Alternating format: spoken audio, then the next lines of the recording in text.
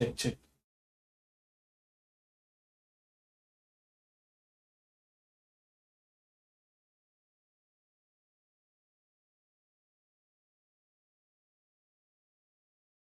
Check. आवाज येतोय? Hello all, नमस्कार आणि वेलकम. हॅलो हरीश, त्याच्यानंतर गायत्री, प्रतीक्षा, कसे आहात पोरांनो? Hello, good morning. आवाज येतोय माझा? All good? Shall we start?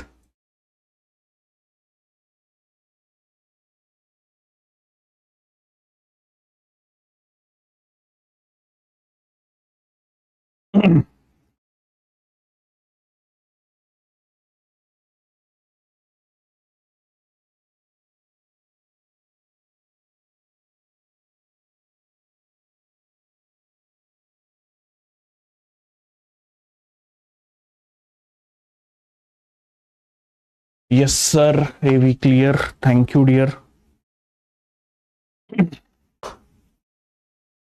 Hello, नमस्कार.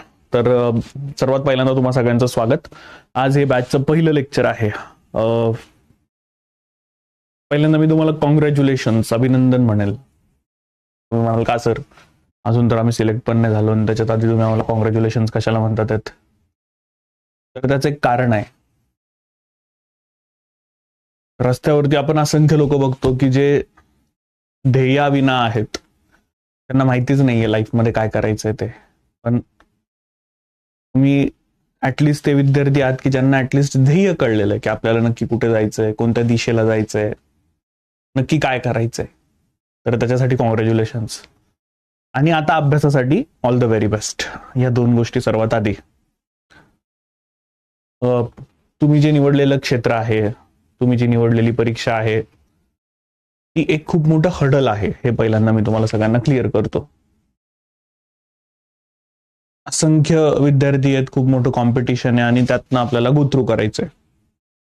हे बघा, परीक्षेचं स्वरूप माहिती पाहिजे. गुलू गुलू गुलू गुलू बोलून होणार नाहीये की यार नाही नाही इझी होऊन जाईल, तू करून टाकशील. नाही, ते हडल माहिती पाहिजे. त्याच्याकडे तुमचा बघण्याचा दृष्टिकोन अगदी क्लिअर पाहिजे. आजचं पहिलं लेक्चर, आज आपण या पहिल्या सेशनमध्ये कंबाईन परीक्षा आणि त्याची स्ट्रॅटेजी या दोन्ही गोष्टींबद्दल डिटेल चर्चा करणार आहोत. मी सौरभ सोनवणे, तुम्हा सर्वांचं सर्वात पहिल्यांदा फिजिक्स वालावरती स्वागत, मनापासून स्वागत. तुम्ही सगळेजण पास व्हावेत यासाठी केला होता तो अट्टहास, असं आपण म्हणूया की हे सगळं का चाललेलं आहे, तुम्ही पास व्हावेत, तुमचा रिझल्ट यावा. मी स्वतः 2012 आधी LICADO, 2015 पोस्टल असिस्टंट मधल्या काळामध्ये मी स्वतः या सगळ्या परीक्षा दिलेल्या आहेत. काहींचे प्रिलिम्स, काहींची मेन्स, मग त्यानंतर तुम्हा सगळ्यांच्या समोर आहे. फिजिक्स वालावरती 2 वर्ष झाले मी शिकवतोय. त्याआधी एक ऑनलाईन प्लॅटफॉर्मवरती होतो आणि त्याआधी पुण्यामध्ये मला साधारणतः 12 वर्ष शिकवण्याचा एक्सपिरियन्स आहे. आता आज आपण जे डिस्कशन करणार आहोत ते डिस्कशन असणार आहेत गट ब आणि गट क, तयारीची सुरुवात, सिलेबसचे डिस्कशन, नक्की सगळं काही कसं आहे ते डिटेल समजून घ्यायला. तर दोस्तांनो, सर्वात पहिल्यांदा मला असं वाटतं की आपण खेळ समजून घ्यायला हवा. अंडरस्टँडिंग द गेम हे खूप महत्वाचं आहे, खेळ समजून घेणे. तर डे 1 ला मी तुम्हाला एक छोटासा प्रश्न विचारतोय, मला जरा तुम्ही त्या प्रश्नाचं योग्य असं उत्तर द्या. तुम्ही क्लासला का आलात? अभ्यास करायला की पास व्हायला?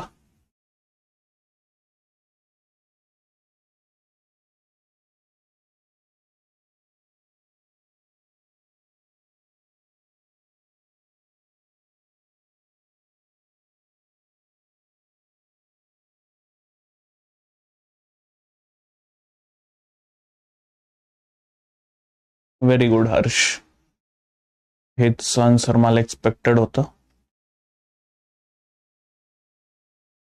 Very good Rehan, very good Gayatri. Yes, मला हेच आन्सर एक्सपेक्टेड आहे तुमच्याकडनं की तुम्ही पास व्हायला माझ्याकडे आलात. अभ्यास तुमच्या तुम्ही करू शकता, त्याबद्दल काय वादच नाही.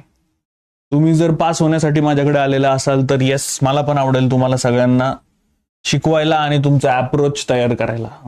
तर मग आज डे 1 ला आपण अप्रोच वरती बोलूया. अप्रोच वरती बोलत असताना मी तुम्हाला एक छान छोटंसं उदाहरण देतोय. माहिती असणार आहे तुम्हाला, बाबर आझम आहे, वेस्ट इंडिजची टीम बॅटिंगला होती आणि जो बॅट्समन आहे, आता तुम्हाला माहिती आहे विकेट्स असतात, पाठीमागे विकेट किपर उभा होता आणि हा बाबर आझम इथं स्लिपला उभा होता. तर बॉल आला, बॉल बॅट्समनच्या थाय पॅडला लागला आणि बॉल लेफ्टला ट्रॅव्हल करायला लागला. बॉल जेव्हा लेफ्टला ट्रॅव्हल करायला लागला तेव्हा कीपरने ग्लोव्ज काढला आणि कीपर पळत गेला. तेव्हा बाबर आझम, बॉब्झी द किंग म्हणतात याला, काहीच किंग बिंग असलं काही नाहीये, हे येड आहे ते एक नंबरचं.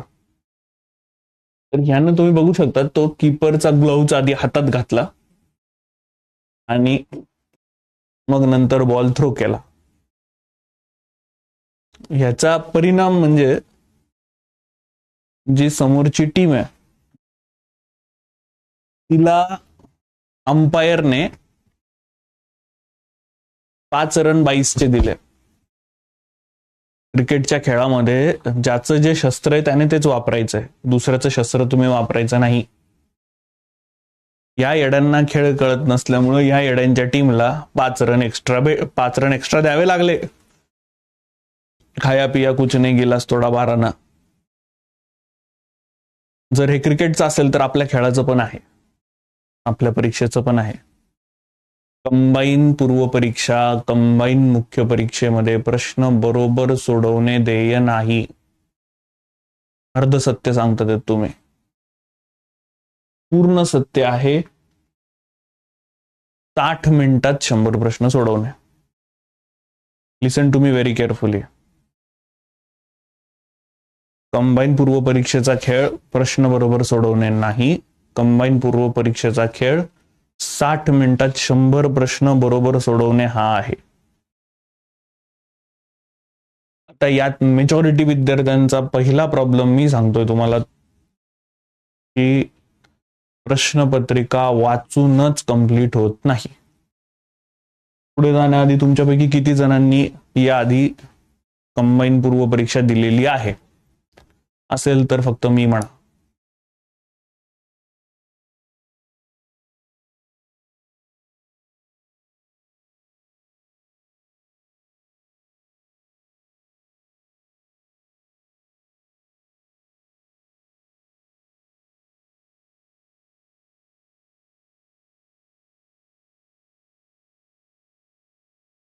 प्रश्न दिली आहे, बरं.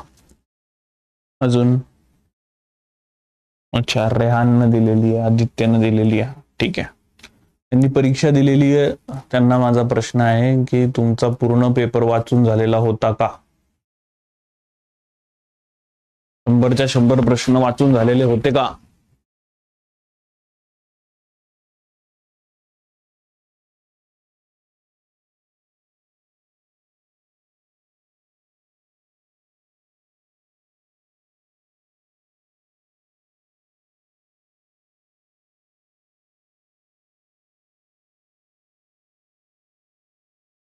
हे बघा, जर तुमचे क्वेश्चनच वाचून नाही झाले तर तुम्ही सोडवणं दूरच ठेवा, होऊच नाही शकत आहे. म्हणून अंडरस्टँडिंग द गेम, मी तुम्हाला जे आज सांगतोय त्याच्याकडे व्यवस्थित लक्ष द्या. मी तुम्हाला बेसिक तुमचे प्रॉब्लेम सांगतोय, बेसिक चुका सांगतोय, आणि ज्यांनी आधी परीक्षा नाही दिलेली आहे, पहिल्यांदा अटेम्प्ट देणार आहेत, त्यांनी तर पुढच्याला ठेच मागचा शहाणा या गोष्टीवरती विश्वास ठेवा. कारण सगळ्याच गोष्टी आपणच चुका करून नाही शिकू शकत, आपण दुसऱ्यांच्या चुकांपासून पण शिकू शकतोय. की माझ्या आधीच्यानं काय चूक केलेली आहे ती चूक मी नाही करणार. मग जसं मी तुम्हाला आता इतक्यात सांगितलं की एक क्वेश्चन जर वाचूनच नाही झाला तर सोडवणं दूरची गोष्ट आहे. याचा अर्थ सरळ साधा आहे की जर मला 60 मिनिटांमध्ये 100 प्रश्न सोडवायचे तर मला वेगळी स्ट्रॅटर्जी तयार करावी लागणार. मला माझी ध्येय धोरणं डे 1 पासनं ठरवावी लागणार. मी सिलेबसला अजून हातच नाही लावलेला आहे. मी अजून तुम्हाला बेसिक परीक्षा समजावून सांगतोय. मी तुम्हाला एक्झाम डेला घेऊन गेलेलो आहे की एक्झाम डे आहे, परीक्षेचा दिवस आहे, 60 मिनिटं 100 प्रश्न सोडवायचे आहेत. विद्यार्थी मूळ चूक तिथेच करतात की परीक्षेच्या तयारीला अभ्यासाकडे बघतात, त्या परीक्षेच्या तयारीला कॉम्पिटिटिव्ह एक्झामिनेशन म्हणून बघत नाही. मेजॉरिटी लोकांचे रिझल्ट येत नाहीत. त्याचं कारण हे की ते 50-55च्या स्कोअरवरती स्टक होतात. कारण ते विचारच करत नाहीयेत की अरे मला 60 मिनिटात 100 प्रश्न सोडवायचे, मला 50 प्रश्न सोडवण्यासाठी मी इथं आलेलोच नाहीये. 100 प्रश्न सोडवायचे, त्याच्यानंतर काय निगेटिव्ह फिगेटिव्ह होऊन मग नंतर हातात काय जे येतील ते 70-80 त्याच्यात माझा स्कोअर असणार आहे. आता डे 1 पासून मी असं काय करू शकतोय की ज्याच्यामुळे मी 100च्या जवळ पोहोचेल. तर एक भन्नाट गोष्ट आहे जी तुम्हाला माहिती आहे की नाही मला ते विचारायचं आहे तुम्हाला. तिचं नाव आहे रीडिंग स्पीड. तुम्हाला याबद्दल माहिती असेल तर हो म्हणा, नसेल तर नाही म्हणा. जे काय म्हणायचं ते पटकन म्हणा.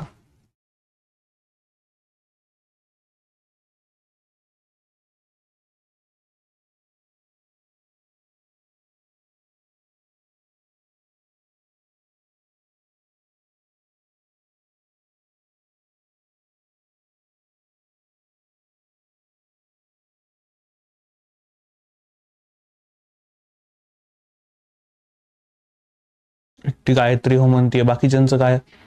नसेल माहिती तर नाही म्हणा ना. रेहान हो म्हणतोय. बर, नसेल माहिती तर नाही म्हणा. ठीक आहे, जर तुम्हाला माहिती असेल तर जाऊ दे, मग मी याच्याविषयी काही बोलत नाही. मी जाऊ पुढे. सगळ्यांनाच काही तशीच माहिती आहे, मी कशाला बोलू, उगाचच वेळ वाया घालू. सिलेबस डिस्कशन आहे त्याच्याकडे जातो. थँक्यू हर्ष, ऍटलिस्ट तू बोललास.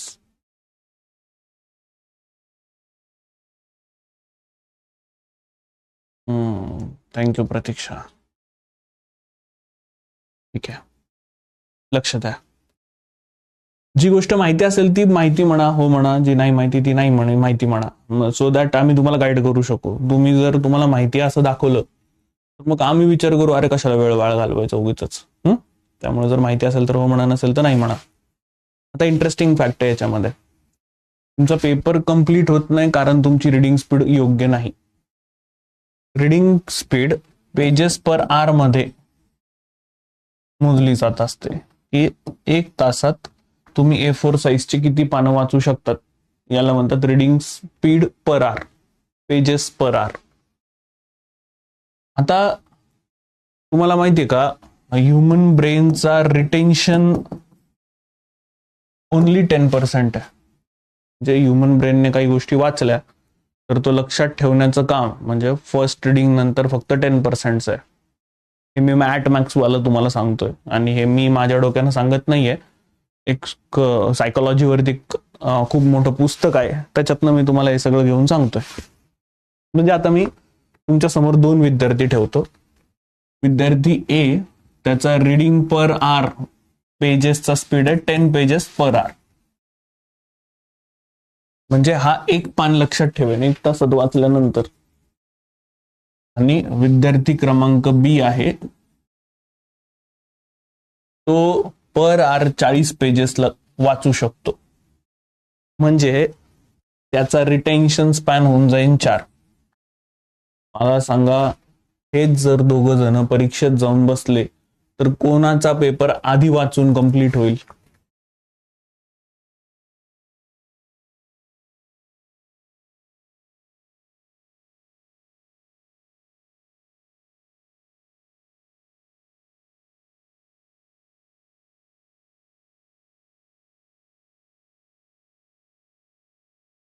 बीच बीच पास कोण होणार आहे?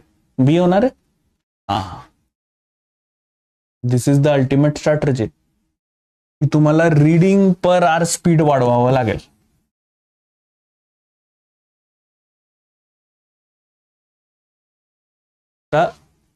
तुम्हाला प्रॉब्लेम आणि सोल्युशन समजलं का? कसं जायचं त्याच्याकडे पुढल्या पेजवरती येतो मी. पण डे 1 तुमचा प्रॉब्लेम आणि त्याचं सोल्युशन हे समजलं का? सोल्युशनकडे कसं जायचं ते मी तुम्हाला लगेच पुढच्या पेजवरती सांगणार आहे, पण तुमचा प्रॉब्लेम आणि तुमचं सोल्युशन तुम्हाला कळलं का? की तुमचे प्रश्न अटेम्प्ट होत नाही कारण तुमचा रिडिंग स्पीड कमी पडतोय. प्रॉब्लेम आहे, प्रश्न अटेम्प्ट होत नाहीये, सोल्युशन आहे रिडिंग स्पीड कमी पडतोय, रिडिंग स्पीड मला वाढवावा लागेल. इथपर्यंत कळालं? आधी प्रॉब्लेम काय ते समजून घ्या. बऱ्याच वेळा आपण प्रॉब्लेम समजूनच घेत नाही आणि प्रॉब्लेम न समजून घेतल्यामुळे आपण अजून प्रॉब्लेम क्रिएट करून ठेवतो. त्यामुळे आधी प्रॉब्लेम समजून घेणं खूप इम्पॉर्टंट आहे.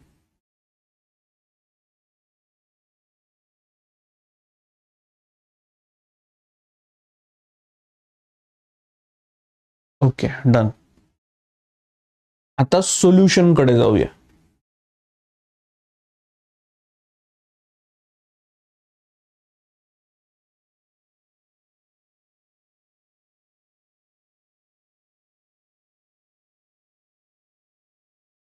वाचा.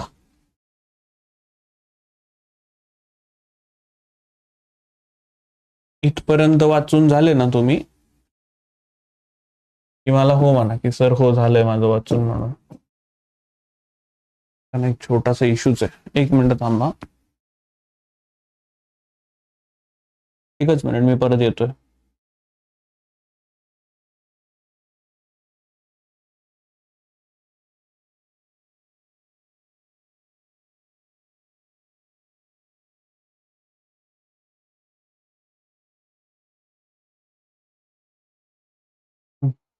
चेक.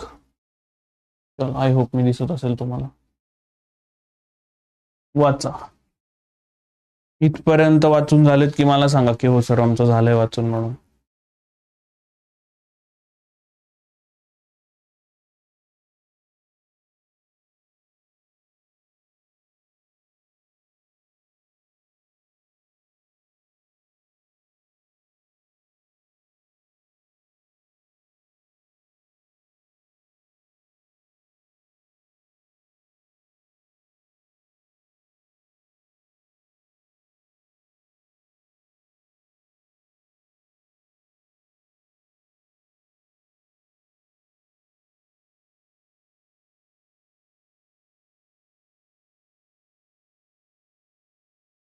Very good. चला, आता बेसिकली आपण मराठी शाळेत आहोत आणि आपल्याला वाचताना ना शिकवलंच जात नाही की वाचायचं कसं. त्यामुळे आपली रिडिंग स्पीड कमी राहते. तुम्ही वाचताना कसं वाचलं मी सांगतो तुम्हाला. अर्जातील नावाचा पुरावा, अर्जातील शब्द, नावाचा शब्द, पुरावा शब्द, SSC अथवा तत्सम परीक्षा, वयाचा एक शब्द, पुरावा दुसरा शब्द, शैक्षणिक अग्रता इत्यादी पुरावा. आता मी वाचले काय, एक एक शब्द मी डोळ्यात पकडतोय. आता मी तुम्हाला सोल्युशन सांगतो. वाचत असताना पहिली रिडिंग झाली तर दुसरी रिडिंग ज्या वेळेला करतात तेव्हा 2-2 शब्द सोबत पकडा. अर्जातील नावाचा पुरावा, SSC अथवा तत्सम शैक्षणिक अग्रता. आता वाचा 2-2 शब्द डोळ्याच्या समोर धरून.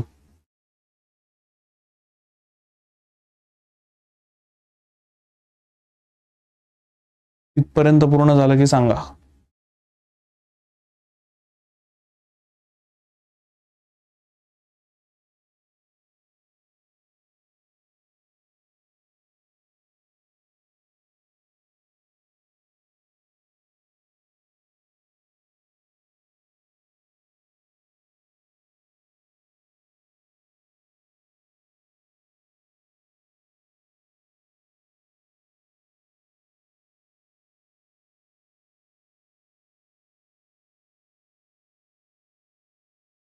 कोणतं पहिले झालं, आधीचं की नंतरचं?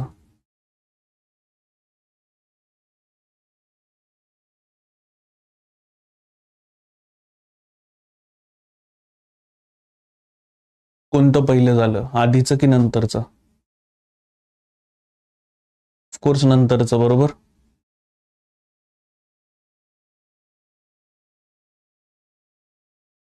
दिस is how you can improve your speed. हा वे आउट आहे तुम्ही तुमचं रिडिंग स्पीड वाढवण्यासाठी. डे 1 ला पोरांनो लक्षात घ्या, आपण कुठे कमी पडतोय तिथपासून सुरुवात करूया. आपण रिडिंग स्पीड मध्ये कमी पडतोय. आजपासून करण्याचं काम आहे रिडिंग स्पीड वरती काम करणं. ठीक आहे, लक्षात घ्या, रिटेन्शन स्पीड वाढवायचा असेल तर आपल्याला रीडिंग पर आवर वाढवावं लागणार आहे. आपल्याला आपल्या जर्नीमध्ये जास्तीत जास्त वाचन वाढवावं लागणार आहे. वाचाल तर वाचाल, हे आज डे 1 ला मी तुम्हाला सगळ्यांना सांगतोय. तर बघा, परत पहिल्यापासून पहिल्या गोष्टींवरती येतो. मी तुम्हाला तुमचा प्रॉब्लेम सांगितला, मी तुम्हाला तुमचं सोल्युशन सांगितलं. आता इथे माझ्या समोर 2 प्रकारचे विद्यार्थी असणार आहेत. पहिला विद्यार्थी आहे ज्यांनी आधी अटेम्प्ट दिलेला आहे, मी त्यांच्याबद्दल बोलून झालेलं आहे. आता असे अजून असणार आहेत की जे पहिल्यांदा अटेम्प्ट देणार आहेत. आता जे पहिल्यांदा अटेम्प्ट देणार आहेत त्यांनी कृपया असं जरा एकदा मी म्हणा, मला जरा त्यांची नावं वाचता येतील.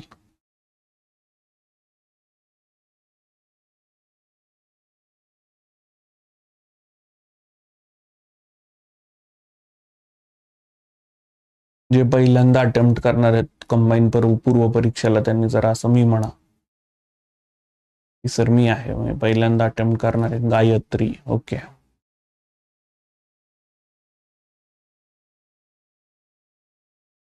नंदिनी, ओके.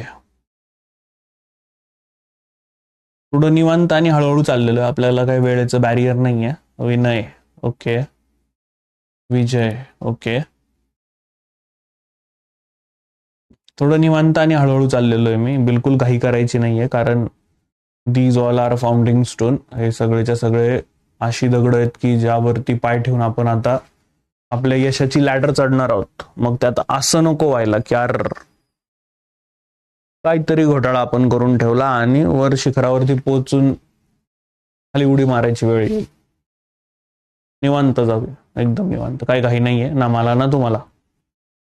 आपल्याकडे सफिशियंट वेळ हातामध्ये आहे आणि त्या वेळामध्ये आपल्याला आपल्या गोष्टी कंप्लीट करायच्या आहेत. त्यामुळे प्रत्येकाचं नाव वाचत, मुद्दे समजत मी पुढे चाललेलो आहे. पहिला अटेम्प्ट देणाऱ्या विद्यार्थ्यांशी मी बोललो. आता ज्यांनी आधी अटेम्प्ट दिलेला आहे ना, जरा आपण त्यांच्याशी बोलूया. ज्यांनी आधी अटेम्प्ट दिलेला आहेत, हे आपले दादा, ताई, मित्र, मैत्रिणी तुमचे, ज्यांनी आधी अटेम्प्ट दिलेला आहे, त्यांना परीक्षा कळालेली आहे. पण मी कुठे घोळ केला हे जर त्यांना समजून घ्यायचं असेल तर त्यांच्यासाठी एक छोटीशी ट्रिक देतो. त्यांनी जो आधीच्या परीक्षांमध्ये घोळ केलेला आहे तो जाऊन जरा थोडा निस्तारा. लो फिर आ गए सब राजी खुशी, आहे की नाही? ज्यांनी पहिले अटेम्प्ट दिलेला आहे त्यांच्यासाठी. तर तुम्ही आधी अटेम्प्ट दिलेला आहे ना, तर जो अटेम्प्ट दिलेला आहे त्याची क्वेश्चन पेपर तुमच्या हातात असेल, ती क्वेश्चन पेपर काढा. काढल्यानंतर तुम्ही कुठे कमी पडलेला आहेत हे समजून घेण्यासाठी हा चार्ट तयार करा. समजा कंबाईन पूर्व परीक्षेमध्ये अर्थशास्त्रावरती 15 प्रश्न आलेत. मग मी किती अटेम्प्ट केले? समजा मी 13 अटेम्प्ट केले. माझे किती बरोबर आले? तर माझे समजा 12 बरोबर आले. मग माझा किती रॉंग झाला? तर माझा अनअटेम्प्टेड साधारण 2 आणि रॉंग झाला 1. आता हा पहिला चार्ट मला सांगतोय की मी अर्थशास्त्रावरती जास्त काम नाही केलं तरी चालेल, अर्थशास्त्राचे मी जास्तीत जास्त प्रश्न सोडवले तरी चालणार आहे.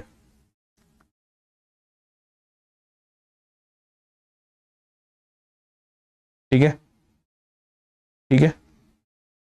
आता ह्याचा फायदा काय, तर मी जे टाइम टेबल पुढल्या काही महिन्यांसाठी बनवणार आहे त्याच्यात मी अर्थशास्त्राचा वेळ कमी करू शकतोय. 7 सब्जेक्ट आहेत, 1 2 3 4 5 6 7. एखादा जरी सब्जेक्ट कमी झाला तरी अवेलेबिलिटी ऑफ डेज दणकन वाढून जाईल. त्यामुळे मग तुम्हाला कळून जाईल की मी ह्या विषयासाठी जरा कमी वेळ दिला किंवा फक्त क्लासमधला अभ्यास केला तरी चालणार आहे. समजा मॅथ आणि रिझनिंग, समजा ह्याच्यामध्ये 15 प्रश्न आलेत आणि माझे अटेम्प्टच 8 झालेत. त्याच्यात माझे बरोबर 4 आले. याचा अर्थ माझे 4 रॉंग झालेले आहेत, बरोबर का? आणि 7 मी अटेम्प्टच नाही करू शकलो. ह्याचा अर्थ बॉस मी या विषयात प्रचंड कमी पडलेलो आहे, मला या विषयात प्रचंड काम करावं लागणार आहे. वेर एव्हर, जिथे कुठे, probability of getting answers about 60, तुम्ही त्या विषयात कमी काम केलं तरी चालेल. जिथे कुठे आपला अटेम्प्ट, आपला कट ऑफ किती राहतोय, साधारण 60, 62, 65, बरोबर. जिथे ज्या विषयामध्ये तुमचा 65% जास्त स्कोर येत असेल त्या विषयाला कमी वेळ दिला तरी चालेल, पण 65 कमी स्कोर येणाऱ्या विषयाकडे तुम्ही जातीनं लक्ष दिलं पाहिजे. हे या अनालिसिस मधनं तुम्हाला सिद्ध होईल. तुम्ही काय चुकी करता ते ती आधी बघा आणि मगच अभ्यासाला सुरुवात करा. ज्यांनी आधी अटेम्प्ट दिलेला आहे ते अशांची संख्या जरा जास्त आहे. जे पहिल्यांदा अटेम्प्ट देत होते त्यांची संख्या साधारण 1, 2, 3, 4, 5 आहे. त्यामुळे ज्यांनी आधी चुका केलेल्या आहेत त्यांनी कसं स्वतःला सावरायचंय हे कळालेलं असेल तर त्यांनी जरा एकदा हो म्हणा.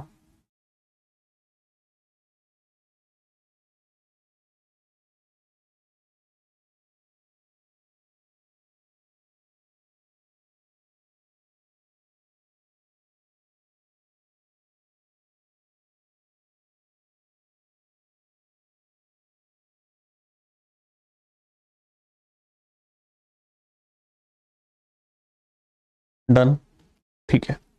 आता सुरुवातीपासून सुरू करू. झालं आता ज्यांनी आधी अटेम्प्ट दिलेला आहेत त्यांच्यासाठीचं जे हे लेक्चर आहे ते मी आता इथे त्यांना म्हणेल की झालं आता तुम्ही आधी अटेम्प्ट दिलेला आहेत पोरांनो, तुम्हाला काय करायचंय ते कळालेलं आहे.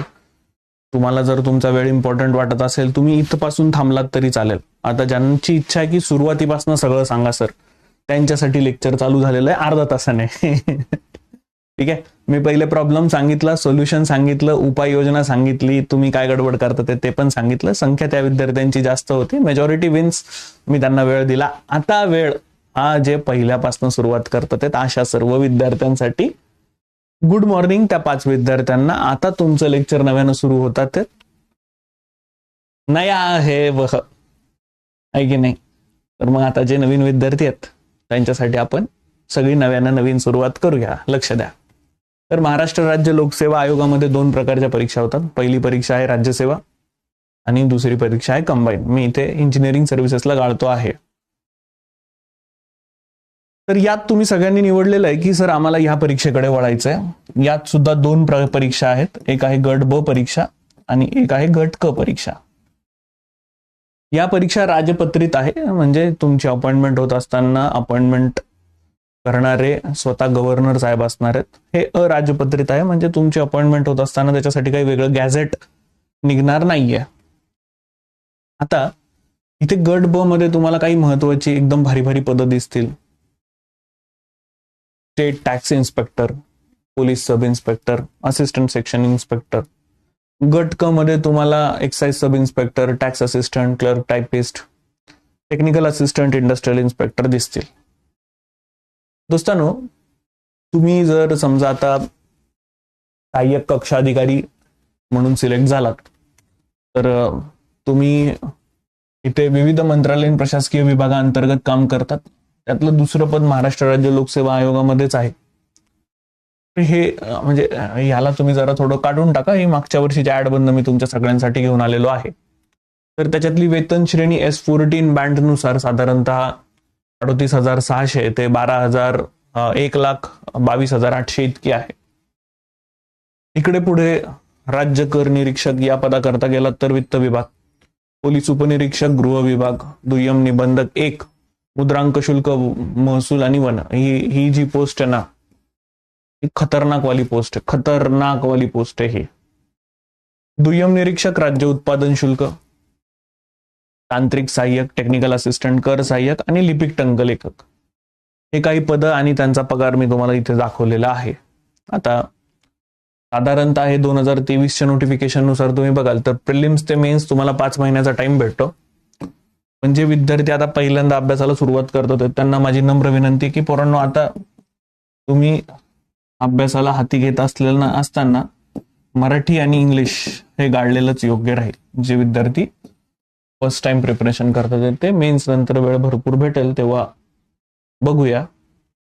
आता पूर्णपणे 7 विषय GS चे तेच तुमचं ध्येय असलं पाहिजे, तुम्ही दुसरीकडे कुठेच वळला नाही पाहिजे. पोलीस उपनिरीक्षक संवर्गातील पदांसाठी शारीरिक चाचणी 100 गुणांची असेल. सगळ्या परीक्षा या प्रिलिम्स आणि मेन्स अशा होतात, एक्सेप्ट गट ब गट क मधल्या PSI. PSI साठी आधी प्रिलिम्स, मग मेन्स, मग फिजिकल. त्यात जर तुम्ही क्वालिफाय झालात, पास नाही व्हायचंय, क्वालिफाय व्हायचंय, तर मग होणार तुमचा इंटरव्ह्यू. बाकी सगळ्या पदांकरता फक्त प्रिलिम्स आणि मेन्स आहे. पोलीस उपनिरीक्षक संवर्गातील पदांसाठी शारीरिक परीक्षा 100 गुणांची असेल. शारीरिक चाचणीमध्ये म्हणजे फिजिकल एन्ड्युरन्स एक्झामिनेशन जे असेल त्याच्यात 70 गुण जे विद्यार्थी धारण करतील त्यांनाच, जर तुम्ही फिजिकल पास झाला तरच तुम्हाला 40 गुणांची मुलाखत देण्याचा अधिकार मिळेल. मुख्य परीक्षेतील गुण, मुलाखतीतील गुण या आधारे पोलीस उपनिरीक्षक संवर्गातील निवडीची प्रक्रिया राबवली जाईल. बाकी सर्व एक्झामिनेशन मधलं जे सिलेक्शन आहे ते मेन्स वरती होतं. PSI मध्ये मेन्स आणि इंटरव्ह्यू या दोघांच्या मार्कांवरती तुमचं सिलेक्शन ठरेल. परीक्षा प्रक्रिया कळालेली असेल तर जरा एकदा हो म्हणा.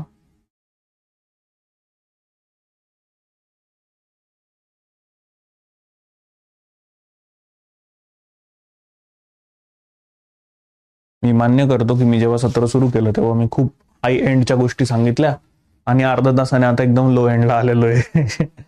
पण ते गरजेचं होतं, कारण आपल्याबरोबर असे विद्यार्थी होते की ज्यांना हे सगळं माहिती आहे. मग त्यांच्यासाठीचं लेक्चर कट, एडिट, परत बॅक टू रियालिटी आलेलं योग्य असतं. कारण त्यांना मी जर हे सांगत बसलो तर ते मला म्हणतील सर आम्हाला हे सगळं माहिती आहे, आम्हाला काय सांगतात. त्याच्यामुळे मग मी असा डिफरन्स ठेवलेला आहे. जे नवीन विद्यार्थी मला माहिती ते शेवटपर्यंत थांबणार आहेत. जे जुने विद्यार्थी आहेत त्यांना गोष्टी ठाऊक आहेत, त्यांना वेळ जास्त देण्याची गरज नाही. कर सहाय्यक, सहाय्यक कक्ष अधिकारी, लिपिक, टंकलेखक पदाच्या संवर्गांसाठी टंकलेखन म्हणजे टायपिंग आहे ती गरजेची आहे. मग अंतिम निकाल हा आयोग विविध प्रसिद्धी पत्रक आणि आयोगाने ठरवलेल्या नियमाप्रमाणे लावतो. आता यांनी मुख्य परीक्षा जी आहे ती संगणक प्रणालीवरती ठरवलेली होती, पण ती काही 2023 ठरवली. आज 2026 आलेला आहे, अजूनपर्यंत काय ते त्यांना करता आलेली नाही. नोटिफिकेशन येत्या मार्च महिन्यामध्ये येणार आहे. तत्पूर्वी जानेवारी महिन्यामध्ये तुम्ही सगळेजण हुशार आहात, तुम्हाला माहिती आहे नोटिफिकेशन येईल, त्याच्या आधीच मला अभ्यासाला सुरुवात करायची आहे. तर तुम्ही सगळ्यांनी आपल्याकडे क्लास लावलात. तुम्हा सर्वांना हे सगळे डॉक्युमेंट लगेच रेडी करून ठेवायचे आहेत. लगेच, माझे शब्द नीट ऐका, लगेच. सगळे, जर तुमचं MPSC वरती अकाउंट नसेल, अकाउंट तयार करून ठेवा, रेडी राहा. खास करून ज्यांना कोणाला पुणे, नाशिक, छत्रपती संभाजी महाराज नगर मध्ये पेपर द्यायचा आहे, त्यांच्यासाठी सीट्स खूप कमी असतात. तुम्ही जर सगळे डॉक्युमेंट काढत बसलात आणि वेळ झाली तर पुणे, नाशिक आणि छत्रपती संभाजी महाराज नगर मधील सीट संपतील. परिणामी तुम्हाला बाजूच्या डिस्ट्रिक्ट्समध्ये परीक्षेला जावं लागेल, जे की हेक्टिक ठरेल. त्यामुळे आज डे 1 आहे, तुम्हाला हे सगळं तयार करावंच लागेल. परीक्षा द्यायची असेल तर हे सगळं लागणारच आहे. त्यामुळे डे 1 ला सांगतोय, हे पेज महत्वाचं आहे, त्याच्याकडे व्यवस्थित सगळ्यांनी लक्ष द्या.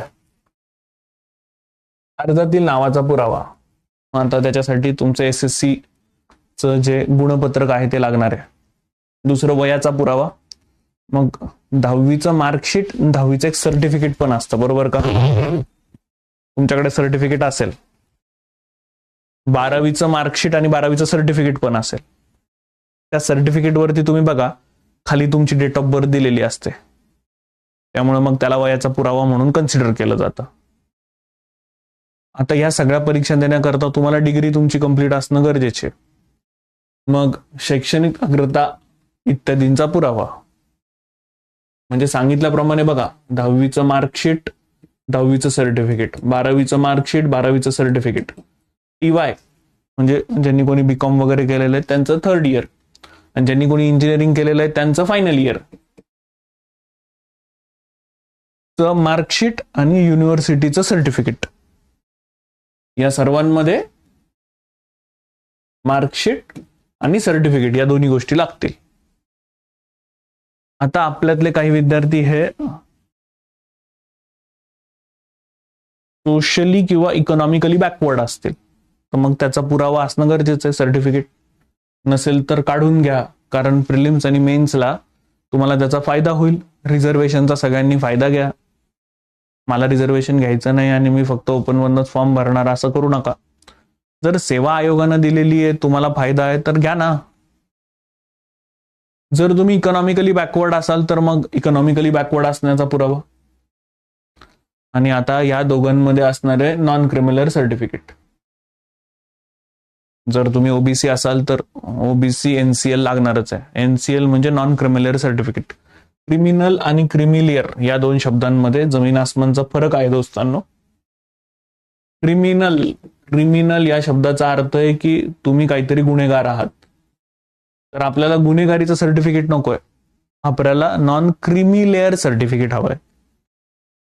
अदर बॅकवर्ड क्लास ओबीसी मध्ये तुम्ही असताना समजा एक गरम पाण्याचा ग्लास आहे, माफ करा, गरम दुधाचा ग्लास आहे, तर मी त्या ग्लासात दूध ओतल्यानंतर या ग्लासामध्ये इथे वरती एक साईचा थर तयार होतो, बरोबर का? हा थर दूधच आहे, पण या थरामध्ये फॅट कंटेंट जास्त आहे आणि हे खाली दूध आहे. इंग्लिशमध्ये याला क्रीम म्हणतात, साईला क्रीम म्हणतात. ओबीसी वर्गामध्ये असे मंडळी की ज्यांचा एका लिमिटच्या वरती इन्कम आहे ते क्रिमी लेअर मध्ये पकडले जातात. मग तुम्ही क्रिमी लेअर मध्ये नाहीये, याच्यासाठी तुमच्याकडे असतं नॉन क्रिमिलेअर सर्टिफिकेट, एनसीएल. तर हे असं एनसीएल तुमच्याकडे असणं खूप जास्त गरजेचं आहे. त्याच्यासाठी आधी तुम्हाला इन्कम सर्टिफिकेट काढावं लागतं. तुम्ही इन्कम सर्टिफिकेट काढलं की मग तुमचं एनसीएल निघतं. तर सर्वांना नम्र विनंती आहे की जर तुम्ही ओबीसी मधनं बिलॉंग करत असाल, तुमच्याकडे एसीबीसी असेल, तर प्लीज सर्वांनी आधी इकडे वळायचं आहे. तुम्ही जर ईबीसी घेतलेला असेल, इकॉनॉमिकली बॅकवर्ड क्लास, तर ते इज इक्वल टू एनसीएल आहे, त्याच्यामुळे ते तुम्हाला एनसीएल लागणार नाहीये. तर एनसीएल गरजेचं आहे. एनसीएल सगळ्यांनी काढून घ्या. पुढे नेक्स्ट, दिव्यांग असाल तर त्याचा पुरावा. आणि आता आपल्याकडे महाराष्ट्रात एक केस खूप खतरनाक गाजली, त्यानंतर दिव्यांग व्यक्तींच्या बाबत आयोग खूपच स्ट्रिक्ट झालेला आहे. त्यामुळे जर तुम्ही दिव्यांग असाल तर स्ट्रिक्टली तुम्ही सगळ्या गोष्टी फॉलो करा. तुम्ही माजी सैनिक असाल तर त्याचा पुरावा, खेळाडू आरक्षणासाठी जर तुम्ही पात्र असाल तर त्याचा पुरावा, अनाथ आरक्षणासाठी जर तुम्ही असाल तर त्याचा पुरावा, प्रकल्पग्रस्ताचा पुरावा, भूकंपग्रस्ताचा पुरावा, अंशकालीन पदवीधर कर्मचारी असाल तर त्याचा पुरावा, तुम्ही खेळाडू वर्गात नसाल तर त्याचा पुरावा, तुमच्या नावात जर काही बदल झालेला असेल तर त्याचा पुरावा, मराठी भाषेचं ज्ञान असल्याचा पुरावा म्हणजे 10वी मध्ये तुमचं मराठी आहे का, ते मोर दॅन सफिशियंट आहे. लहान कुटुंबांचं एक प्रतिज्ञापत्र असतं आपल्याकडे. पॉप्युलेशन पॉलिसी 2000 नुसार हम दो हमारे दो हे ठरवण्यात आलेलं आहे आणि केंद्र सरकार, राज्य सरकारमध्ये जे कर्मचारी काम करतात त्यांना लहान कुटुंबांचा पुरावा देणं बंधनकारक आहे. टंकलेखनाचं प्रमाणपत्र आणि विहित नमुन्यातील अनुभव प्रमाणपत्र हे सगळं तुमच्याकडे असणं मित्रांनो गरजेचं आहे. आता मी सगळ्यात पहिल्यांदा सिलेबसकडे वळण्याआधी मी तुम्हाला हा प्रश्न विचारतोय, परीक्षा देण्याची तुमची तयारी आहे का? तुम्ही म्हणाल सर आता तुमच्याकडे बॅच लावली, पैसे भरले, अजून काय तयारी पाहिजे? तयारी आहे म्हणूनच तर येतोय तर नाही, हा प्रश्न वेगळ्या अर्थानं आहे. डे 1 ला मी तुम्हाला सांगतोय की या परीक्षेत प्रचंड कष्ट घ्यावे लागतील. हे येड्या गबाळ्याचं काम नाही, हे हौशे गौशानौशांचं काम नाही. या परीक्षांमध्ये तुम्हाला प्रचंड मेहनत घ्यावी लागेल. ज्यांना मेहनत घ्यायची आहे कृपया त्यांनीच इथून पुढचं लेक्चर पण कॅरी फॉरवर्ड करा. जे फक्त मजा करायला नाही नाही, पास झाल्यानंतर चांगली नोकरी घेऊ, पास करू, पैसे खायचे आम्हाला, आणि आमचं काय हे थोडीच सर आहे काय, आम्ही चले तो चांद तक नाही तो कल रात तक म्हणून आलेलो. अशांनी प्लीज इथेच थांबून घ्या. त्याचं कारण देतो मी तुम्हाला सगळ्यांना, कारण या क्षेत्रात प्रचंड कष्ट आहेत.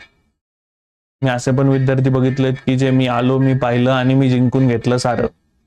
अगदी 4-4, 6-6 महिन्यामध्ये त्यांचे रिझल्ट आलेले आहेत. मी असे पण विद्यार्थी बघितलेले आहेत. या उलट मी असे पण विद्यार्थी बघितलेत की ज्यांना 4-4, 6-6 वर्ष पण लागलेले आहेत. तर दोन गोष्टी आहेत. एक, तुमची मनाची तयारी.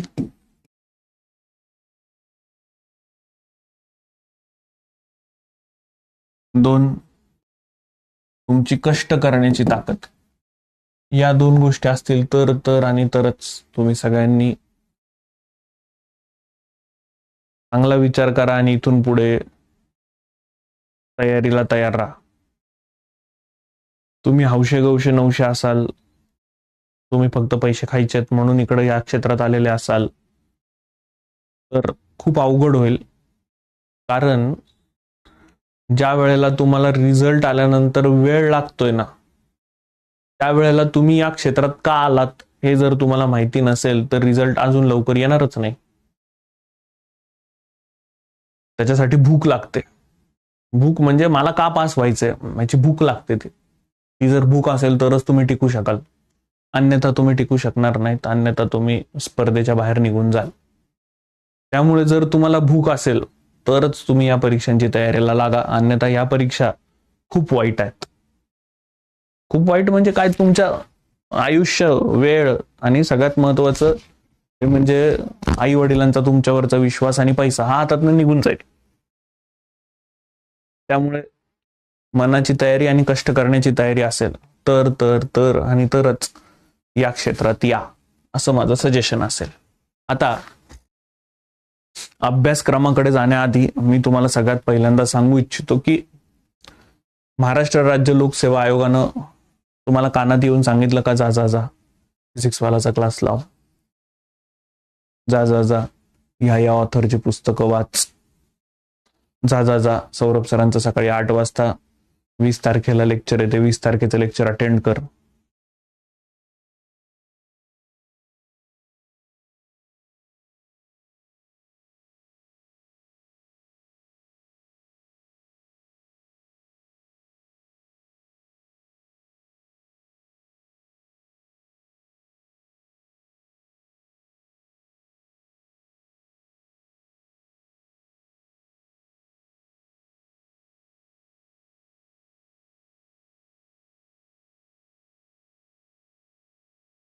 नाही, महाराष्ट्र राज्य लोकसेवा आयोगानं तुम्हाला फक्त 2 गोष्टी दिलेल्या आहेत. गोष्ट क्रमांक 1 तो म्हणजे अभ्यासक्रम, दॅट इज सिलेबस. गोष्ट क्रमांक 2 ते म्हणजे PYQs, प्रश्नपत्रिका. दोस्तांनो, तुम्ही अभ्यासक्रमाला हात लावण्याच्या आधी सगळ्यात पहिल्यांदा या 2 गोष्टींकडनं बघितलं पाहिजे. अभ्यासक्रम ते तुम्हाला काय वाचू हे सांगतं, आणि प्रश्नपत्रिका तुम्हाला मी कसं वाचू हे सांगतं. आहात का सगळेजण सोबत? काय उत्तर नाही दिले तुम्ही? बोला, काय आहात का? झोपलात का काय? सांगा काय.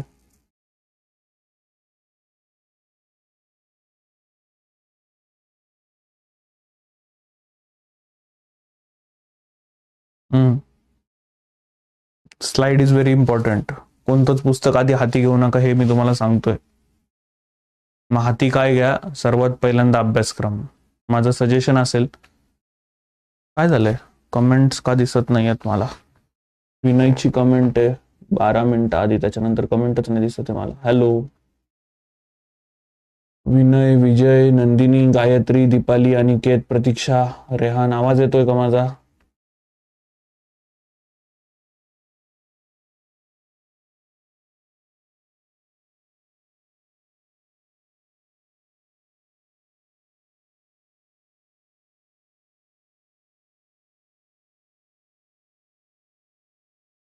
प्रतीक्षा, रेहान, आवाज येतोय का माझा?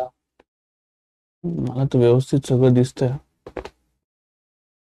तुमच्या कमेंट्स मला दिसत नाहीयेत.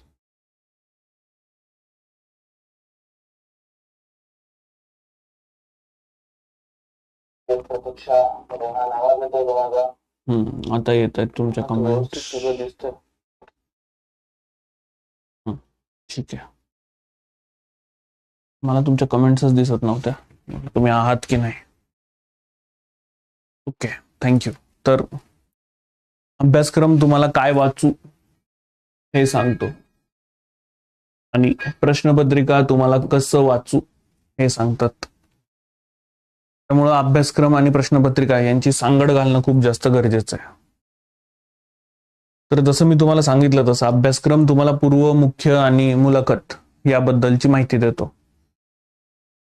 मग आता यासाठी अभ्यासक्रम काय, तर आधी या परीक्षा एकत्र होत्या, आता या परीक्षा डिवाइड झालेल्या आहेत. गट ब आणि गट क ची परीक्षा. आता परीक्षा आणि तिचं स्वरूप कसं आहे, तर जसं मी तुम्हाला सांगितलं अगदी त्याचप्रमाणे प्रश्नांची संख्या आहे 100, एकूण गुण 100. दर्जा हे लोक म्हणतात पदवी, पण मला वाटतं की नाही, त्याच्यापेक्षा खूप वरचा दर्जा आहे. वरती प्रश्न मराठीमध्ये दिलेला असतो आणि मग क्वेश्चन खाली इंग्लिशमध्ये असतो. 1 तासाचा कालावधी आणि त्याच्यामध्ये MCQ मल्टिपल चॉईस क्वेश्चन तुम्हा सगळ्यांच्या समोर असतात.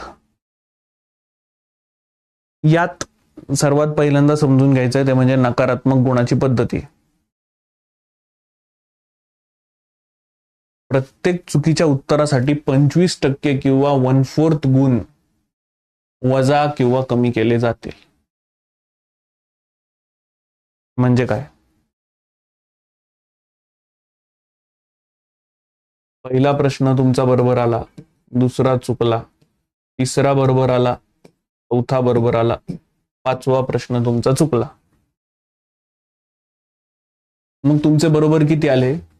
1, 2, 3. तुम्हाला गुण मिळाले 3.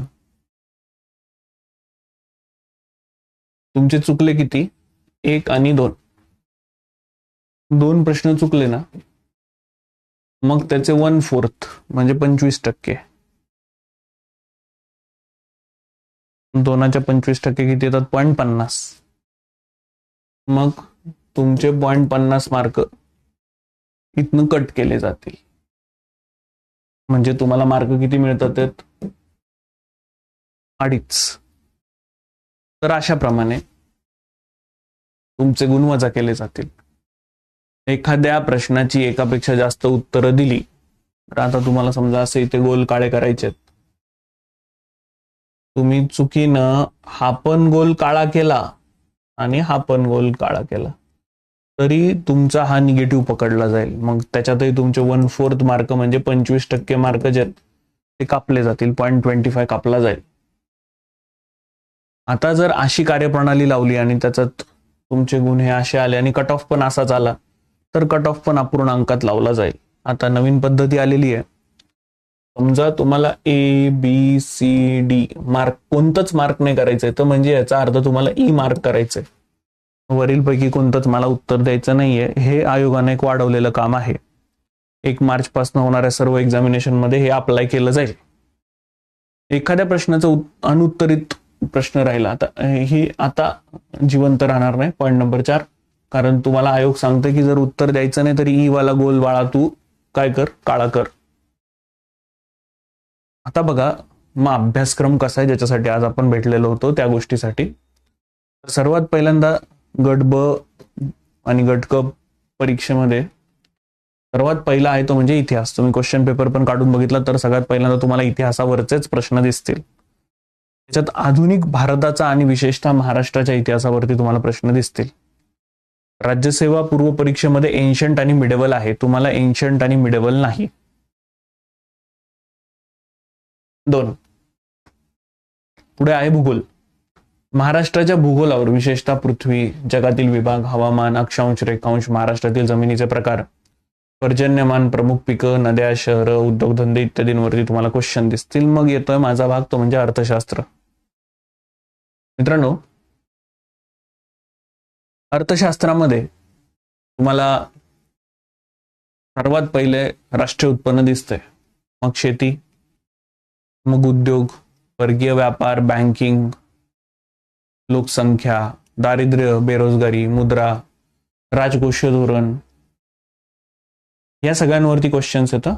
जे आयोग सांगतोय ना, त्या सगळ्यांवर आयोगानं प्रश्न विचारले. मग पुढे आहे शासकीय व्यवस्था, अर्थसंकल्पावरती क्वेश्चन आहे, लेखा परीक्षण इत्यादींवरती क्वेश्चन्स आहेत. मग पुढचं आहे चालू घडामोडी, ज्याच्यात जागतिक, महाराष्ट्र, भारत सगळ्यांना कव्हर केलेलं आहे. पुढे आहे राज्यशास्त्र, पॉलिटी. पुढे आहे सामान्य विज्ञान, ज्याच्यामध्ये physics, chemistry, zoology, botany, hygiene यांच्यावरती क्वेश्चन्स आहेत. पुढे आहे अंकगणित, खूप मोठा पार्ट, ज्याच्यात बेरीज, वजाबाकी, गुणाकार, भागाकार, दशांश, अपूर्णांक, टक्केवारी या सगळ्यांवरती क्वेश्चन्स आहेत. आणि मग आहे बुद्धिमत्ता.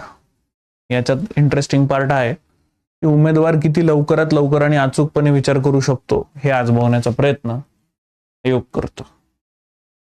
गट ब आणि गट क पूर्व परीक्षा सिलेबस सेम आहे. इथपर्यंत सगळेजण माझ्यासोबत आहात का? सिलेबस समजलेला आहे का? ज्या विषयासाठी भेटलेलो होतो त्या विषयाला मी पार 45 मिनिटांनी हात घातला. त्याच्या आधी मी बऱ्याच गोष्टी बेसिक्स कंप्लीट केल्या, कारण माझं मत होतं की बेसिक मध्ये गडबड असेल तर काय अवघड आहे सगळंच्या सगळं, तर आधी बेसिकच कंप्लीट करूया.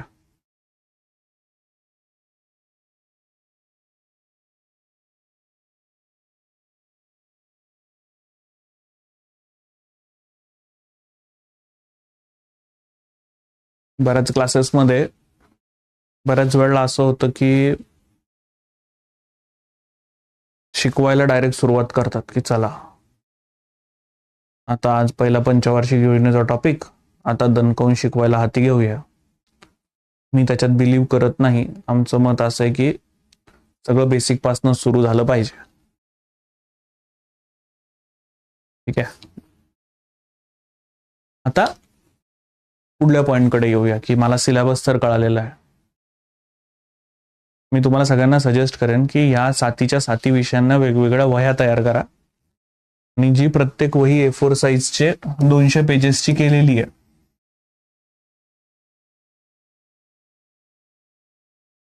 त्या वहीच्या पहिल्या पानावरती सर्वात पहिल्यांदा सिलेबस लिहून काढा. माझ्या इकॉनॉमिक्ससाठी तर तुम्हाला करायचंच आहे, त्याबद्दल वादच नको, पाहिजेच पाहिजे. सिलेबस पाठ पाहिजे तुमचा, तोंडपाठ.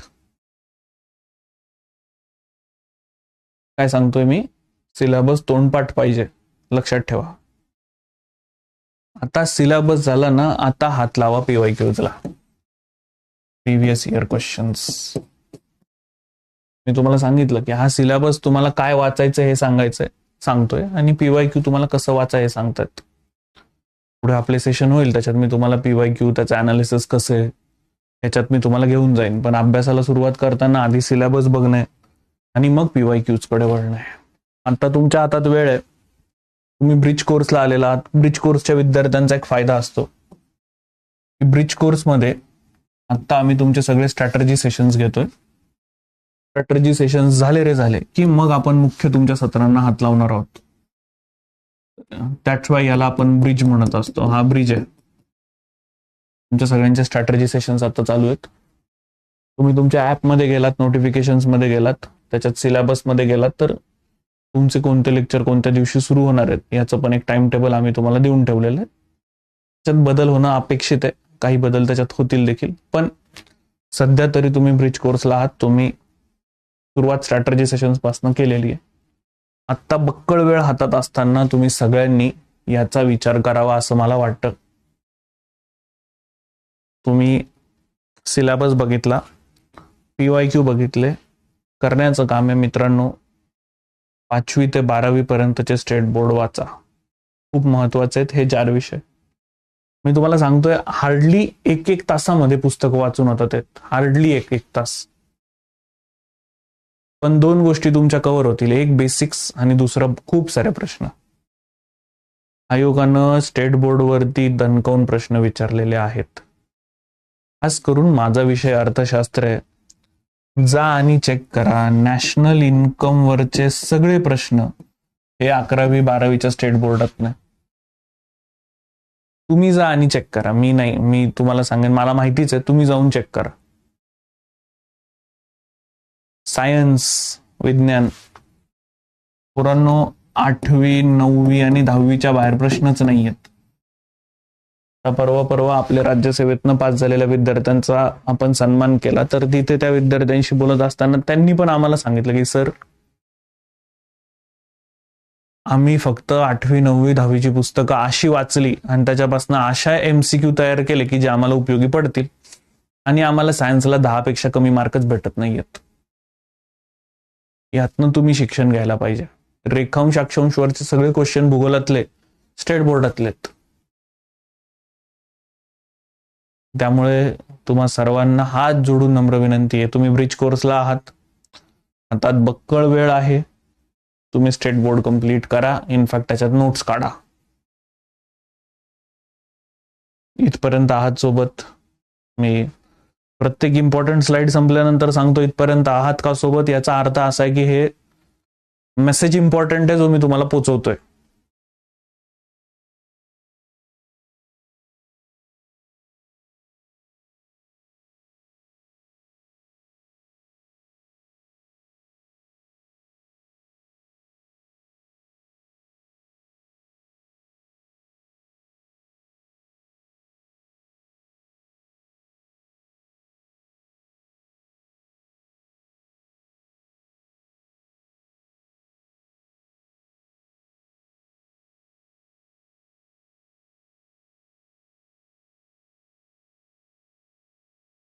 मी पुढे जातो. नेक्स्ट, न्यूजपेपर वाचू का?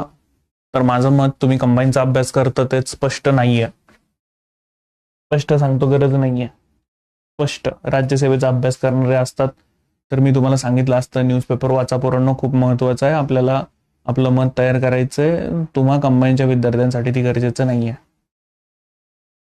आपल्या फिजिक्स वालाच्या टेलिग्रामला, PWMPSC वाला टेलिग्रामला तुम्हाला सरळ मॅगझिन उपलब्ध होईल. आपली जी करंट अफेअर्सची मॅगझिन आहे ती साधारण 80 पेजेसची असते. मी काय म्हणतोय,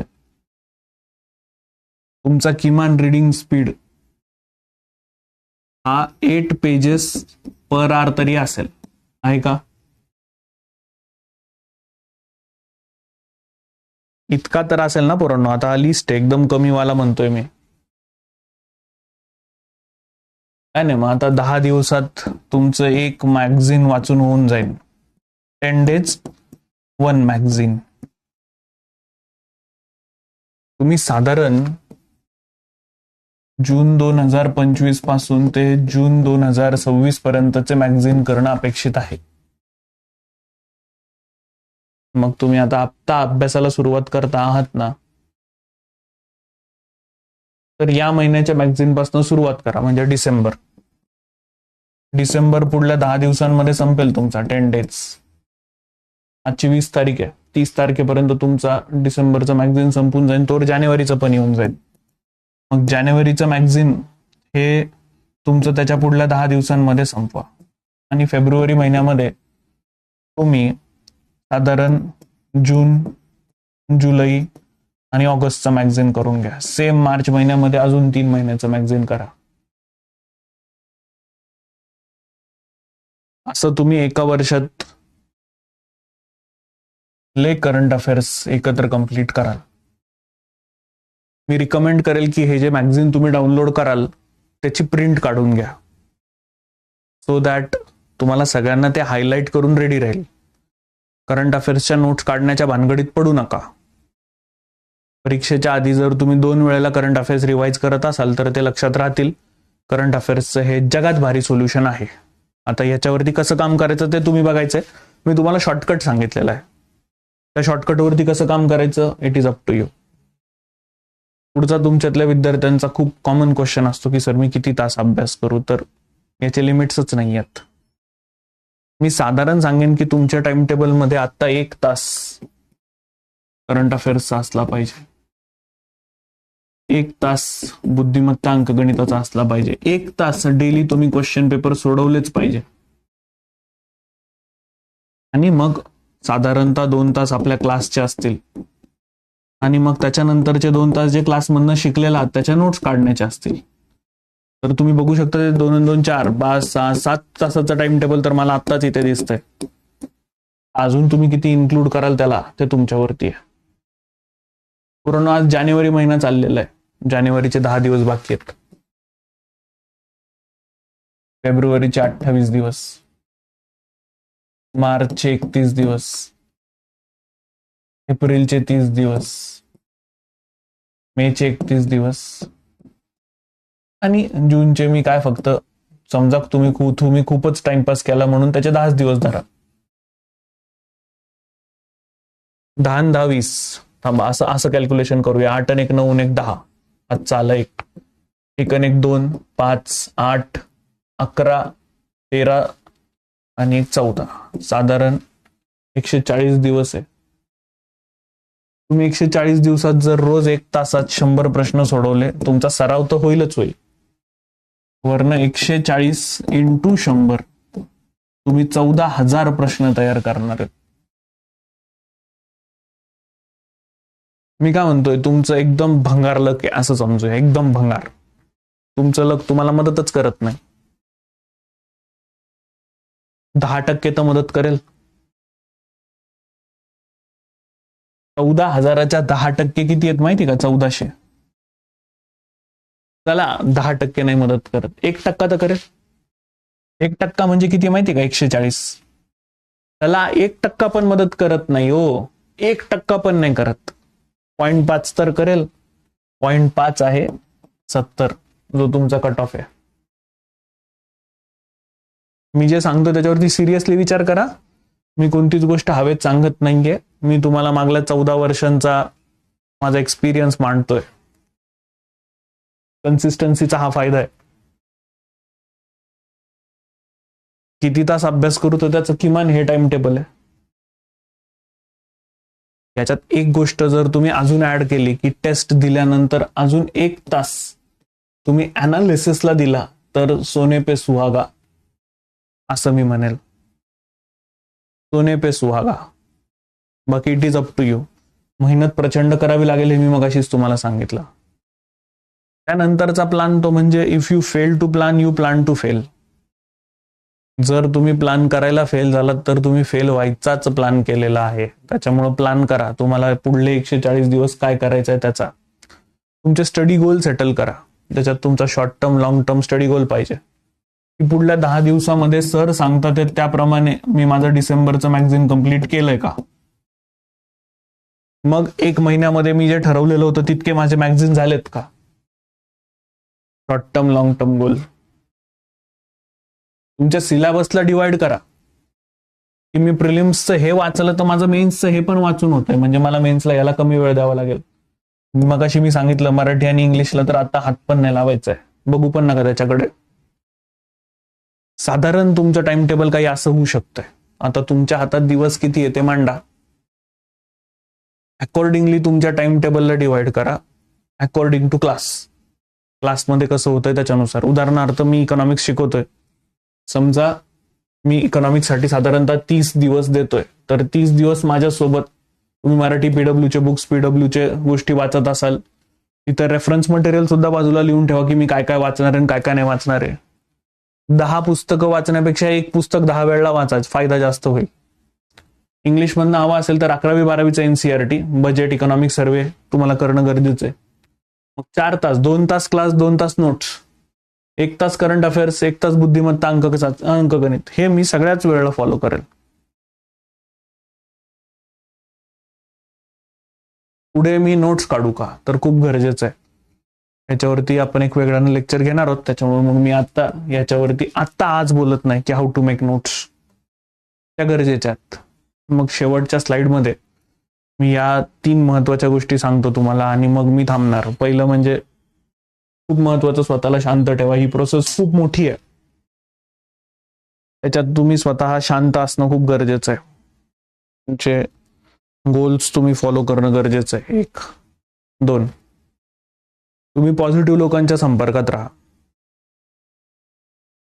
एका गावामध्ये जर समजा त्या लोकातल्या गावांना जर झाड तोडायचं असेल ना, तर ते लोक त्या झाडाच्या जवळ जाऊन त्या झाडाला बरं वाईट बोलायचे, खूप वाईट वाईट बोलायचे. एक वेळ यायचा की ते झाड खाली पडायचं. हे तुमच्या बाबतीत पण होऊ शकते जर तुम्ही निगेटिव्ह लोकांच्या संपर्कात राहाल तर. त्यामुळं खूप पॉझिटिव्हिटी ठेवा स्वतःच्या आजूबाजूला. सतत स्वतःला चार्ज करा. सकाळी किमान 1 तास चाला, योग करा, ज्याच्यानं तुम्ही फिजिकली पण फिट राहाल. जगातल्या सर्वात महत्वाच्या व्यक्तीला वेळ द्या आणि तो सर्वात महत्वाचा व्यक्ती तुम्ही आहात. आणि सर्वात शेवटचं ते म्हणजे बाहेरची इंजेक्शन घेणं बंद करा.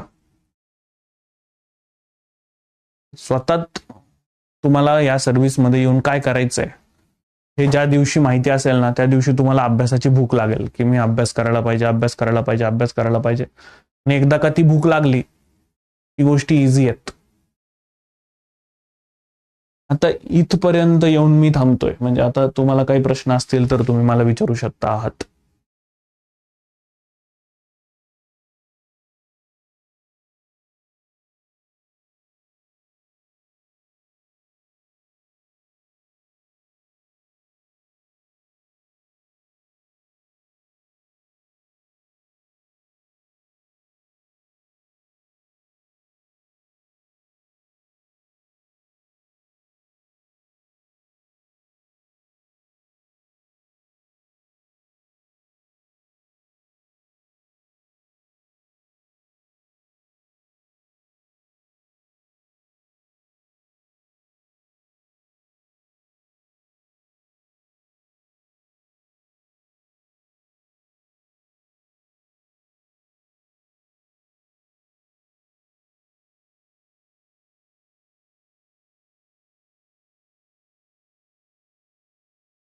सर मी नोट्स तयार केल्या आहेत फर्स्ट बॅच मध्ये. Very good. त्या इथे कॅरी फॉरवर्ड करा गायत्री ताई. काही ऍडिशन्स असतील त्या इथे ऍड करा.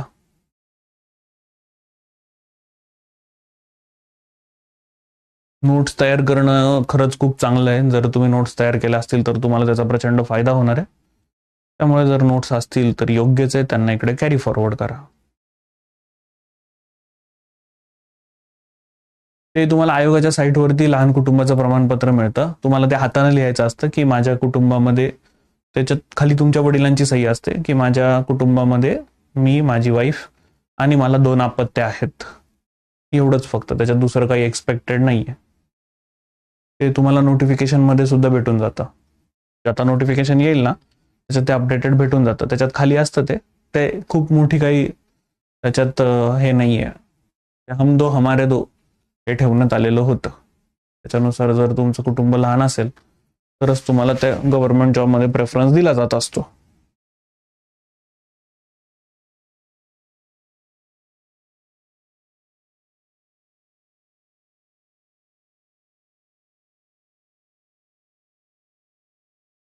एकदा मी नोटिफिकेशन बघतो परत एकदा प्रतीक्षाताई.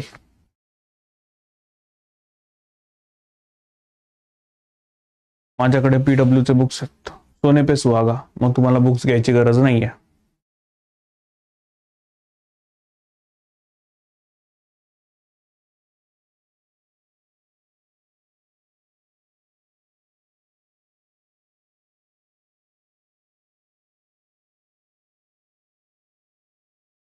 डन. चला तर मग आय होप आपला पहिला दिवस खूप छान गेलेला असेल. खूप काही जड गोष्टी आपण घेतलेल्या नाही आहेत. आयोगाला फक्त समजून घेतलं, खेळ कळून घेतला, गेम समजून घेतला, सिलेबस समजून घेतला. आता हे एवढं मोर दॅन सफिशियंट आहे. पीडब्ल्यू बुक्स परचेस केलेले आहेत, देन दॅट्स गुड विनय. बाकी काही घेण्याची गरज पडणार नाहीये तुम्हाला.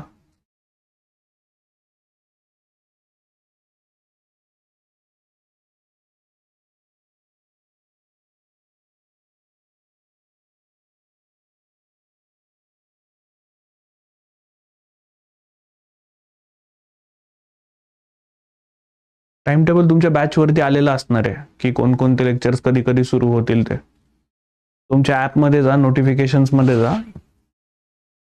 सांगतो मी तुम्हाला तुमच्या ऍपवरती तुम्ही कसं नॅव्हिगेट करा.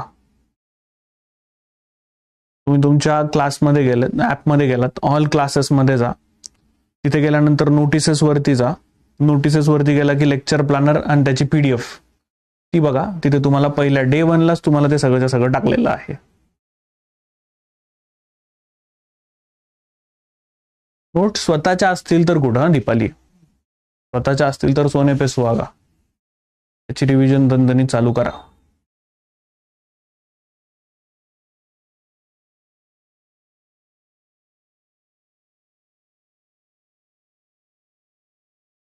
चालेल, मग आपण आजसाठी थांबूया. तुमचा ब्रिज कोर्स आहे. परत एकदा तुम्हा सगळ्यांचं स्वागत. पूर्ण आत्ता टाइम हातात आहे. Please please please I request you all, तुम्ही सगळ्यांनी स्टेट बोर्ड हातात घ्या आणि स्टेट बोर्डच्या अभ्यासाला सुरुवात करा. स्टेट बोर्डच अंतिम सत्य आहे, लक्षात ठेवा. स्टेट बोर्डातनं दणकावून प्रश्न रिपीट होतात, त्यामुळे स्टेट बोर्ड व्यवस्थित करा. कोर्स सुरू होण्याच्या आधी जर तुमचे स्टेट बोर्ड वाचून झाले असतील तर जरा कोर्समध्ये तुम्हाला अजून फायदा पण होईल. मी इथे थांबतोय. Thank you so much. जय हिंद.